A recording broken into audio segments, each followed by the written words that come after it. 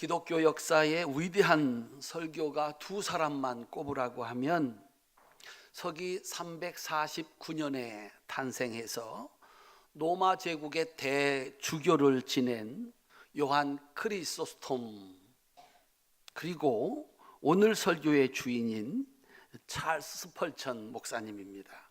이분은 1834년에 출생을 하셨습니다. 크리소스톰은 황금의 입이다, 이렇게 칭찬을 받았습니다. 설교를 얼마나 잘했는지 황금의 입이다. 찰스 스펄전 목사님은 황태자, 설교의 황태자다, 이렇게 평가를 받았습니다. 오늘 그 스펄전 목사님의 설교를 우리가 함께 들어볼 텐데, 그때 그곳에서 하셨던 그 설교가 성령의 역사로 오늘 여러분들에게 들려지시기를 바랍니다. 스펄전 목사님이 16살 때 의사와 진료를 하기로 약속을 하고 가는데 큰 눈이 왔습니다. 대폭설을 만났어요. 그래가지고 가지 못하고 도중에 감리교회로 들어갔다가 하나님 말씀에 붙잡혀가지고 회심을 해서 목사가 됐습니다. 그러니까 눈 오는 것도 은혜고 비 오는 것도 은혜입니다. 우리가 원래 하려고 했던 일 그대로 되는 것도 은혜인데, 가다가 비가 오니 어떡해. 오늘 놀러 가려고 이렇게 교회 가셨던 분들 가운데 비 와가지고 여기 왔는데 하나님의 은혜라 이게. 그래가지고 거기서 회심을 해가지고 예수를 믿고 하나님의 그 종이 되기로 서약을 한 것입니다. 4년 후에 20살이 됐을 때 런던의 뉴파크 스트리트 교회 담임 목사가 됩니다. 20살 때. 그 뒤 22살 때부터 뛰어난 설교자로 명성을 얻게 됐습니다. 스펄전 목사님의 설교에 4가지 특징이 있는데, 하나는 뛰어난 말솜씨, 두 번째는 열정적인 태도, 세 번째는 우렁찬 목소리, 네 번째는 분석적인 설교. 그래서 담임 목사 된 2년 뒤부터 부흥사가 되어서 수많은 부흥 집회를 인도했습니다. 그때는 마이크가 없었는데 보통 그의 집회에는 10,000명이 모였다고 합니다. 저희들은 마이크를 놓고도 힘드는데 마이크 없이 10,000명을 위해서 설교를 하는 거예요.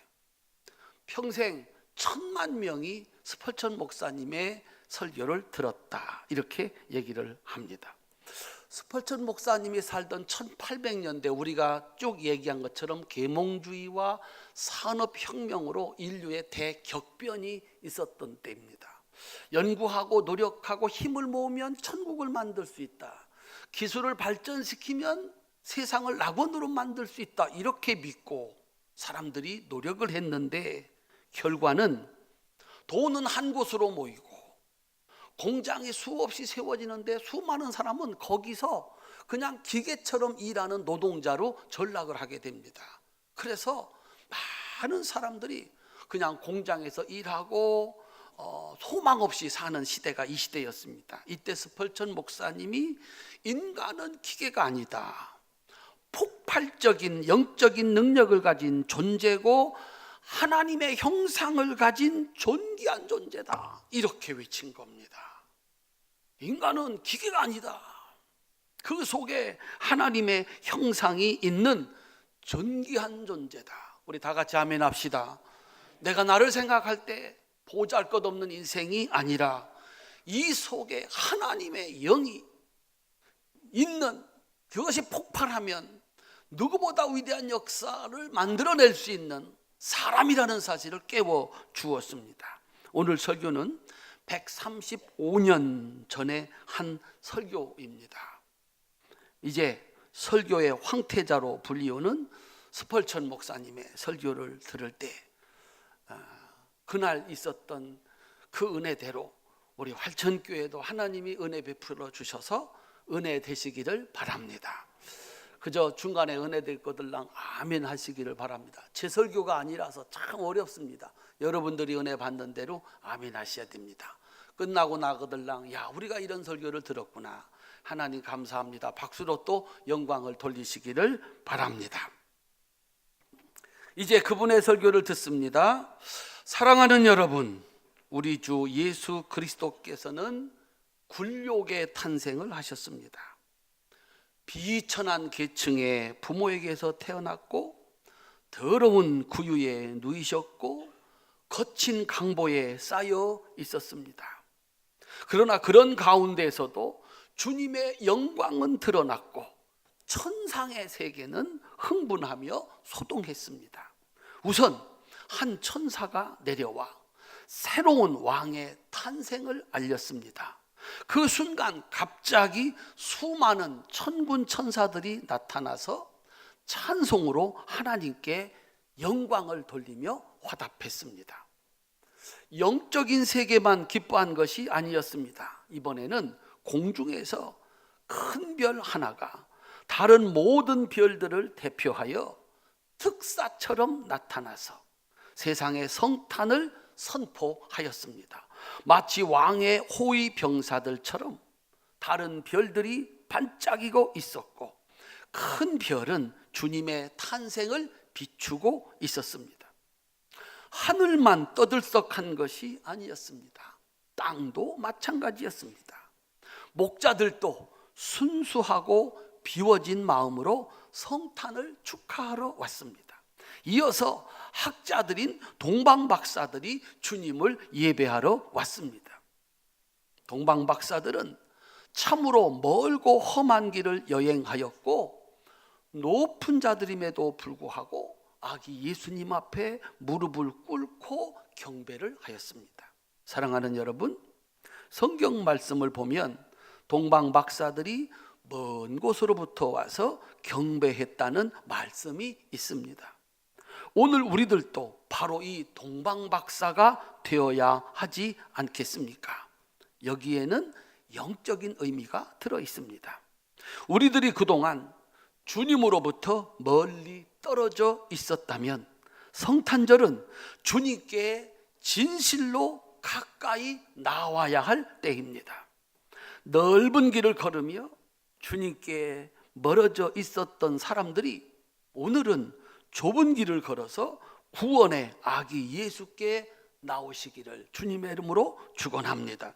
또한 동방박사들은 광야를 지나왔습니다. 우리도 마찬가지로 영적인 광야를 지나야 합니다.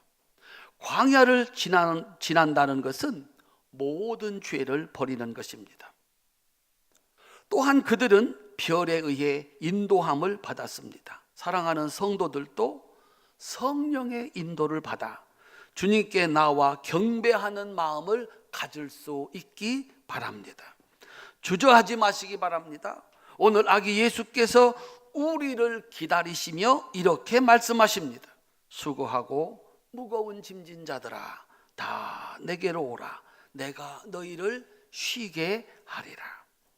오늘 아침 성경 본문 속에서 주님께서 우리에게 가르쳐 주시는 세 가지 교훈을 자세히 살펴보도록 하겠습니다. 첫 번째, 우리는 동방박사를 인도한 빛나는 별이 되어야 합니다.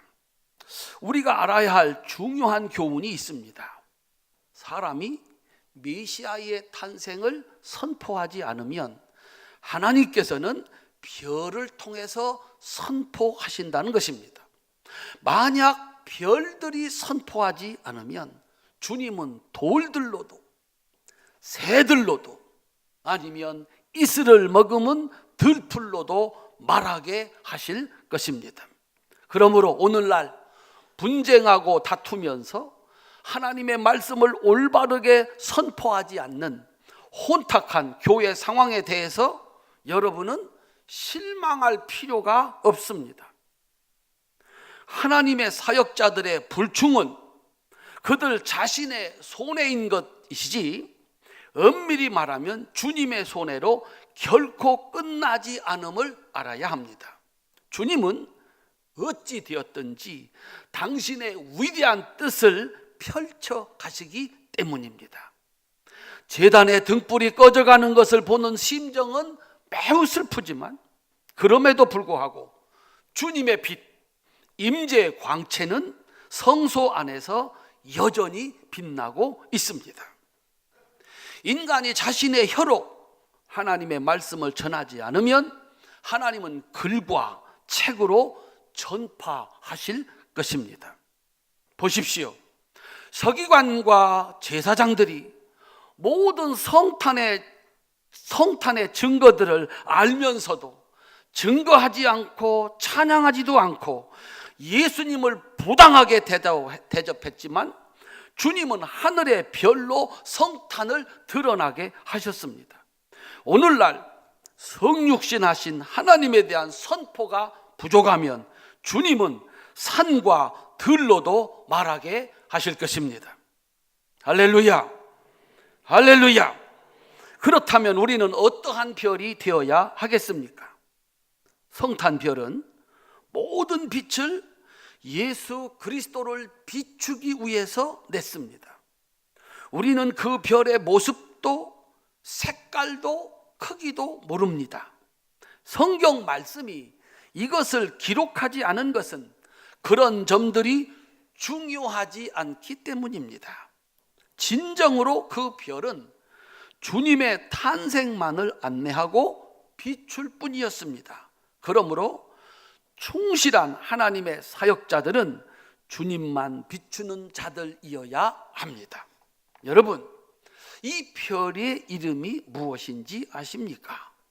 그 이름은 왕의 별입니다. 그리고 이것이 동시에 이 별의 존재 목적입니다. 성탄의 별은 자신을 위해서 빛을 비추지 않았고 주님의 별로서 주님을 위해서 비추었습니다. 사랑하는 성도 여러분, 저와 여러분이 왕의 별이 될 수 있기를 축원합니다. 우리의 부족한 점이나 넘치는 점에 주목할 필요가 없습니다. 우리 자신들은 하나님만을 위한 종들임을 깨달으면 되는 것입니다. 우리는 하늘에 떠 있는 몇몇 별들의 이름을 잘 알고 있습니다. 금성, 토성, 북두칠성. 그러나 그 유명한 별들이 주님을 인도한 것이 아닙니다. 여기 주님을 인도한 별은 무명의 별이었습니다. 그러므로 사랑하는 성도 여러분들이 작은 별이라고 할지라도 예수님을 위해서 반짝이면 바로 탄생별이 되는 것입니다. 우리가 전심으로 주저하지 않고 전력을 다해서 하나님을 사랑하는 예수님의 사람이 되면 우리 모두는 별로서의 사역을 온전하게 감당하게 되는 것입니다. 바로 그때 여러분은 동방박사를 인도하고 예수님을 비추는 진정한 별의 역할을 하게 될 것입니다. 뿐만 아니라 이 별은 그리스도께 속한 별이었지만 동시에 다른 사람을 그리스도에게로 인도하는 별이었습니다. 예수께서 베들레헴에 태어나실 것을 알았던 제사장들은 많았습니다. 그러나 그들은 주님께로 사람들을 인도하지 않았습니다. 사랑하는 성도 여러분, 주님을 따르는 자들은 주님을 전파하는 자들입니다. 자신이 주님의 별이라고 생각하면 주님을 향해서 움직여야 합니다. 성탄별은 동방의 박사들을 주님께 인도했습니다. 여러분들도 주님을 향하는 별의 삶을 살면 다른 사람들이 여러분의 삶을 통해서 주님께로 인도함을 받게 될 것입니다. 그 별은 동방박사로 하여금 들도 산도 광야도 시내도 건너게 했습니다. 참으로 그 별은 매력적인 별이었습니다. 사랑하는 성도 여러분, 여러분과 내 안에 이러한 신앙의 매력이 있어서 우리가 단순히 주님께 가는 길만 보여주는 사람이 아니라 많은 사람들을 주 예수께 인도하고 안내하는 별이 되기를 진심으로 기원합니다. 왕의 잔치 비유에서 왕이 종들에게 명령한 내용을 주목해야 합니다. 사거리에 나가 만나는 사람들을 강권하여 데려다 내 집을 채워라. 별은 멈추지도 또 다른 행로로 가지도 않았습니다. 그 별은 주님을 향하는 길을 멈추지 않고 계속해서 가고 또 가서 마침내 동방 박사들을 베들레헴 마구간까지 성공적으로 인도했습니다. 사랑하는 성도 여러분, 우리도 마찬가지입니다. 큰 배경도 없고 자랑할 것도 없고 학식도 없지만 그러나 우리에게는 영적인 능력이 있습니다. 바로 이 능력으로 우리는 수천의 사람들을 주님께 인도해 낼 것입니다. 사랑하는 성도 여러분, 주님이 보내신 자들은 영적인 권능도 함께 있음을 믿으시기를 주님의 이름으로 축원합니다. 성령께서 여러분들과 함께 하심을 믿으시기를 바랍니다. 이 별은 아기 예수 앞에서야 비로소 멈추어 섰습니다. 우리가 멈추어 서야 하는 자리는 바로 주님이 계신 곳입니다. 그 전까지는 가고 또 가는 진행이 있을 뿐입니다. 또 탄생별은 방황하는 별이 아니었습니다. 결코 저와 여러분은 이런 방황하는 별에 속하지 아니하였음을 확신하시기를 바랍니다. 마음을 주님께 고정하고 주님 안에만 거하고 주님만 외치는 우리 모두가 탄생별임을 고백할 수 있는 은혜가 있으시기를 바랍니다. 우리 모두는 하나님의 영광을 드러내는 주님의 종입니다. 그리고 타인들을 주님께로 인도하는 것이 우리의 목표입니다. 주님의 별이 되어서 많은 사람들을 주님께 인도하고 주님을 비추는 것, 바로 이것이 우리 모두의 소명이고 잊지 말아야 할 삶의 목적임을 아시기를 주님의 이름으로 축원합니다. 두 번째, 우리는 동방박사의 지혜를 구비해야 합니다. 동방박사들은 자신들이 본 별을 다른 별과 비교하지 않았습니다. 그리고 그 별을 경배 대상으로 삼지도 않았습니다. 다만 그 별이 지시하는 바를 따라갔을 뿐입니다. 오늘날 많은 사람들은 하나님의 종들을 추앙하고 평가합니다. 그러나 실제로 그 교훈을 따르기는 주저합니다. 설교자들의 특징을 비교하고 논평합니다. 그러나 그 메시지를 실천하려는 각오는 하지 않고 망설입니다. 설교가 긴지 짧은지, 목소리가 좋은지 나쁜지, 기침을 하는지 안 하는지, 사투리를 쓰는지 안 쓰는지 등등 어리석게도 이런 점들에 주목하는 이들이 많습니다. 그러나 여러분, 동방박사들은 별 관찰자들이 아니었습니다. 별을 따라가는 자들이었습니다. 별이 멈추자 그들은 주저없이 이렇게 말을 했습니다. 우리가 동방에서 별을 보고 그에게 경배하러 왔노라. 사랑하는 성도 여러분, 저는 진실로 여러분이 바로 이 동방박사들처럼 되시기를 주님의 이름으로 축원합니다. 설교를 듣고 주님을 실제로 따르고자 하는 분들이 많아져서 저에게 기쁨을 주시기를 진정으로 바랍니다. 여러분이 주님의 보혈과 구원에 대해서 말하고 참된 용서와 축복을 발견하고 기뻐한다면 저는 오늘 세상을 떠나도 여한이 없습니다. 사랑하는 성도 여러분, 지금은 주님을 발견하고 예배하기 참으로 좋은 때가 아닙니까? 연기하거나 미루지 마십시오. 동방박사들은 별을 발견하자마자 바로 출발을 했고, 별이 아기 예수를 보여주자 바로 예배했습니다.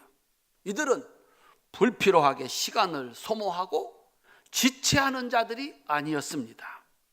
박사들은 주님을 찾는 갈망을 늘 마음에 두었습니다. 우리는 그들이 얼마나 먼 길을 여행했는지 모르지만 얼마나 위험했을 것인지는 충분히 짐작할 수가 있습니다.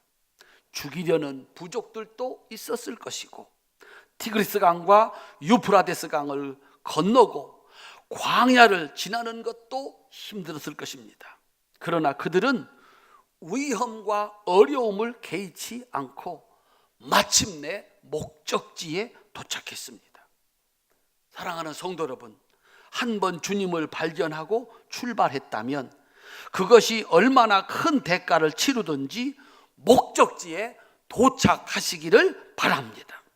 주님을 찾기 위해서 우리가 지구를 한 바퀴 돌아야 하거나 또 엄청난 비용과 긴 거리가 든다 할지라도 이를 감당할 각오를 가져야 할 것입니다.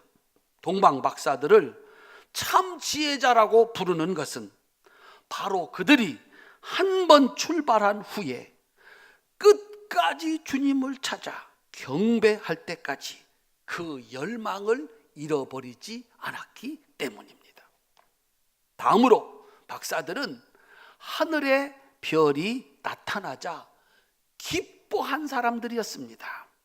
이것은 우리가 배워야 할 그들의 지혜입니다.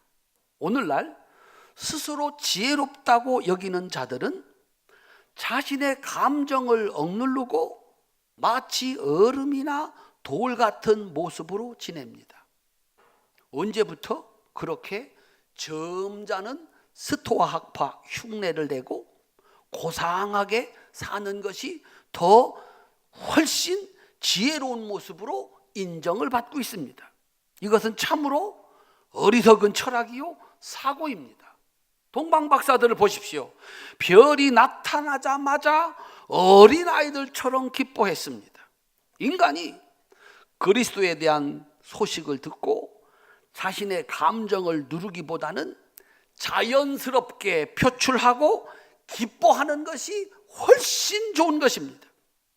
신분 있는 사람들이 자신들의 위치에 개의치 않고 복음에 대해서 즐거워하고 기뻐하고 울고 웃고 즉시 움직이는 것은 참으로 보기 좋은 것입니다. 우리 활천의 성도들이 좋은 일이 있으면 웃으시고 은혜가 되면 눈물도 흘리고 벌떡 일어나서 찬송도 하고, 스벌천 목사님이 그렇게 말씀하고 있습니다. 점자 떨고 있지 말고 은혜가 되면 아멘도 좀 하고, 15년째 아멘 하라고 해도 안 하고, 즐거우면 웃고, 이게 진짜지. 얼음처럼 고상하게, 그것이 지혜가 아니라고 얘기를 합니다. 동방 박사들은 당대의 지혜자요 지식인들이었지만 주님께 인도하는 별만 보고도 기쁨을 감추지 못했습니다. 우리도 이 성탄의 소식에 함께 기뻐하면 동방 박사와 같은 지혜자가 될 줄로 믿습니다. 뿐만 아니라 동방 박사들의 지혜는 아기 예수를 발견하자 이제 그들은 더 이상 별을 보지 않았습니다. 마구간으로 들어가 아기 예수께 경배를 드렸습니다. 이것이 그들이 영적으로 지혜자인 이유입니다. 우리가 별을 보고 사는 것이 신앙의 전부입니까? 아닙니다. 전혀 그렇지 않습니다. 우리는 그리스도와 살아있는 교제를 가짐으로 진정한 삶을 사는 자들임을 믿으셔야 합니다. 설교자를, 목사를, 별을 보고 사는 사람이 아니라 그들의 인도를 받아서 예수를 만나 그 예수와 직접 교제하는, 이것이 진정한 그리스도인의 삶인 것입니다. 사랑하는 형제들이요, 저는 여러분이 구유의 누인 예수님과 더욱 신비한 사귐에 들어가시기를 간절히 구합니다. 마구간의 문을 열고 들어가십시오. 그리고 거기서 아기 예수를 만나십시오. 그분 안에 엎드리십시오. 진정한 지혜자는 주님 안에 살며 예배하는 자들입니다. 구약의 하나님은 예배하기에 두렵고 무서운 존재였습니다. 그러나 여기 아기 예수를 보십시오. 그는 부드럽고 약한 여러분의 형제로 함께 계십니다. 얼마든지 만날 수가 있습니다.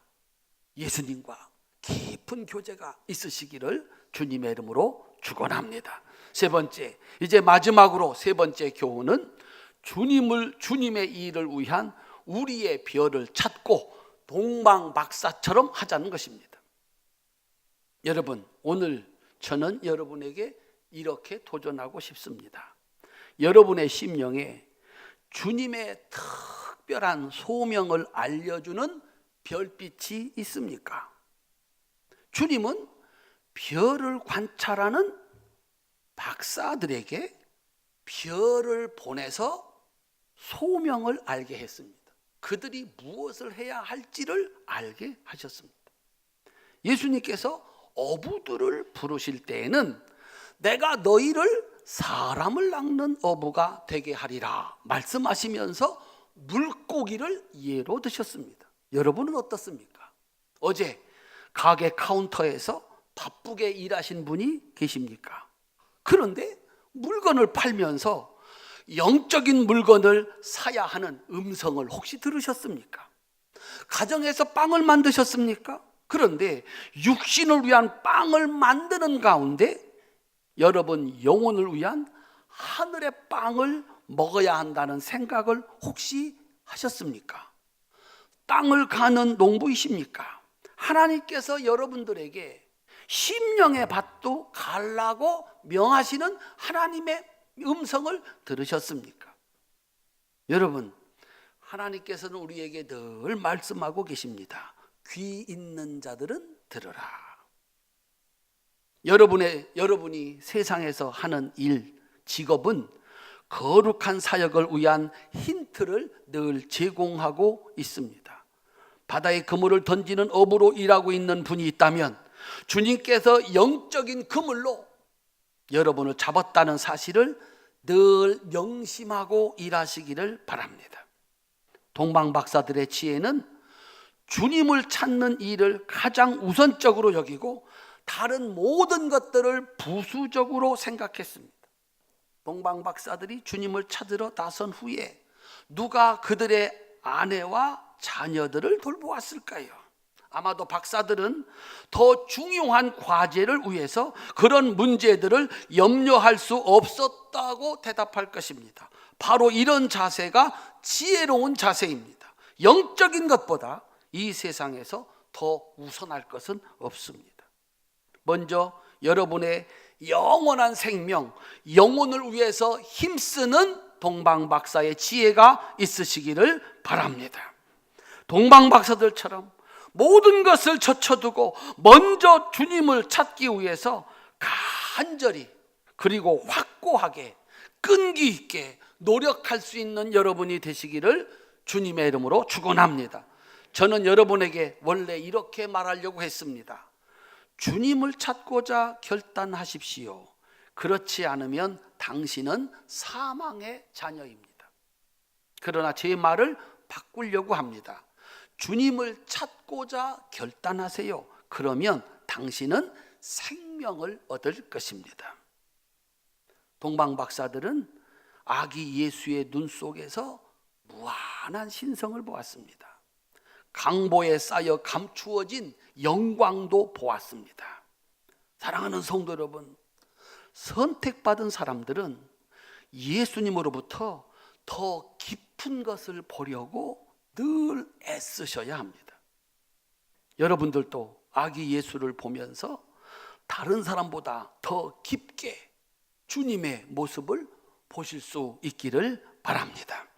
마지막으로 드릴 말씀은 동방박사들이 빈손으로 예배하지 않았다는 것입니다. 오늘 이 성탄절에 여러분은 스스로 자문하여 보시기를 바랍니다. 내가 주님께 무엇을 드릴꼬? 동방 박사들은 황금과 유향과 모략을 드렸습니다. 왕과 제사장과 인간을 상징하는 선물입니다. 그러나 이제 우리가 드려야 될 황금과 유향과 모략은 사랑의 선행과 자기 부정의 삶입니다. 사랑하는 형제들이여, 우리가 진정으로 다른 사람을 먼저 생각하고 관대한 마음을 갖지 못한다면 참된 행복을 결코 누릴 수가 없습니다. 우리가 희생을 통해서 신앙생활이 쓰디쓴 고통을 경험하는 것이 아니라 오히려 그 희생이 우리에게 진정한 기쁨을 가져다 준다는 사실을 믿으시기를 주님의 이름으로 축원합니다. 희생하는 것이 아픔이 아니라 희생하는 것이 진정한 기쁨이라는 사실을 기억할 수 있기를 바랍니다. 사랑하는 성도 여러분, 설교를 마칩니다. 여러분의 모든 것을 주님께 드리시기를 바랍니다. 그곳에 하나님이 주시는 은혜와 축복이 있습니다. 오늘 예수님께 나온 모든 성도들에게 하나님의 은혜가 넘치시기를 주님의 이름으로 축원합니다. 서펄천 목사님의 설교 여기까지입니다. 박수로 하나님께 영광 돌리겠습니다. 서펄천 목사님이 세 가지를 말씀하셨습니다. 사람들을, 박사들을 예수께 인도하는 밝은 별, 매력적인 별이 되라 그랬습니다. 우리 성도들이 여러분 삶 속에 따르고 싶은 매력이 있어서 여러분 따라서 예수 만나고 여러분 따라 천국 가는 사람들이 많으시기를 주님의 이름으로 축원합니다. 동방박사처럼 지혜 있는 자가 되라. 별을 보고 즉시 따라 나가 별의 인도를 받고 예수 만난 뒤에는 별을 버리고 예수와 함께 기뻐하고 즐거워하는 동방박사들의 지혜를 얻으라는 것입니다. 말씀을 통해서, 기도를 통해서, 목사님을 통해서, 성경을 통해서 예수님 만나시기를 주님의 이름으로 축원합니다. 마지막, 우리의 삶 속에서 하나님이 들려주시는 소명, 별 연구하다가 별 받고, 고기 잡다가 고기 잡는 어부였다가 사람 낚는 어부 된 것처럼 저는 목회하면서, 여러분은 살림하면서, 직장생활하면서 그 순간순간 하나님이 나를 부르셔서 일을 맡기실 때 아멘하고 그 일을 감당해서 예수님과 함께 온 세상 구원하고 축복하는 사명자의 삶을 살아낼 수 있기를 주님의 이름으로 축원합니다. 이번 성탄절에 여러 가지 행사가 있습니다. 그 행사를 통해서, 예배를 통해서 예수님 만나서 구원받고 축복받고 영생을 얻는 성도들이 되시기를 주님의 이름으로 축원합니다. 기도하겠습니다.